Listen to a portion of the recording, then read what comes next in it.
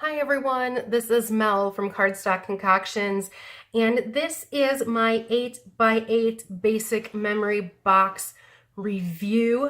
And if anybody would like to go see the tutorials, there's 3 parts to it.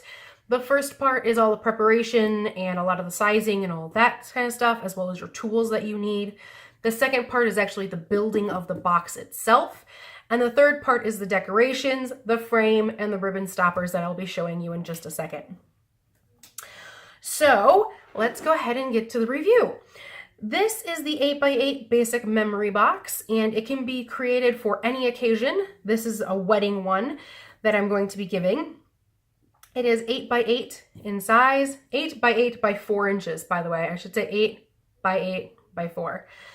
It is 4 inches deep. It's really great to hold things like the wedding bouquet and your veil and things like that.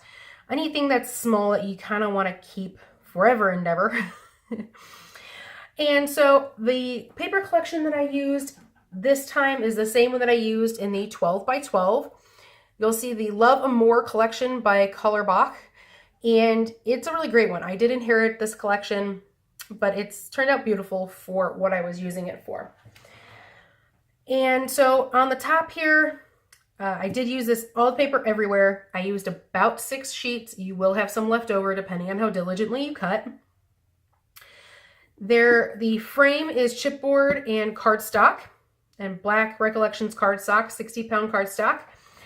On the top, you will see, I don't know if you guys can actually see it shine and glitter, but in person, I did outline the flowers here on the top of the box with a black and gold Wink of Stella pen. Just to let you know. I also did that. I also did the Wink of Stella treatment here on the Happily Ever After. It worked really great. That was the front of the box. These little flowers are from Kaiser scrapbooks. They are the pressed paper flowers. I layered 2 of them on top of each other, and then I added an extra large bling to the center. I don't know where I got the bling from. Sorry, guys. They are attached using glue dots. Just to let you guys know, they are attached using glue dots. And I already talked to you the frame. The frame is actually a 4 by 4 inch frame. Mine, I think, is actually 4 1/8 by 4 1/8, but whatever. And it actually has an opening at the top to slide your picture into. You guys can see that. It's all ready for you to go to slide that picture in there. So as this is the front of the box, it does say Happily Ever After. I did fussy cut my paper, so I did use a little bit more than you have to use. This is the side. The back of the box is fairly plain. The other side matches the first one. The bottom, I did put some pattern paper down there, and it says Married on it. Again, it's a wedding memory box. I did cut off the just. Again, I fussy cut a lot of this. You can also put black paper down here. Nobody ever sees the bottom except for you, and that's only if you turn it over. So that is the top of the box, or the front of the box. The inside of the box looks like this. The inside top cover, I did pattern paper, and then we did have to use some brads to attach the ribbon to, and I tried to make sure the ribbon matched the paper as much as possible.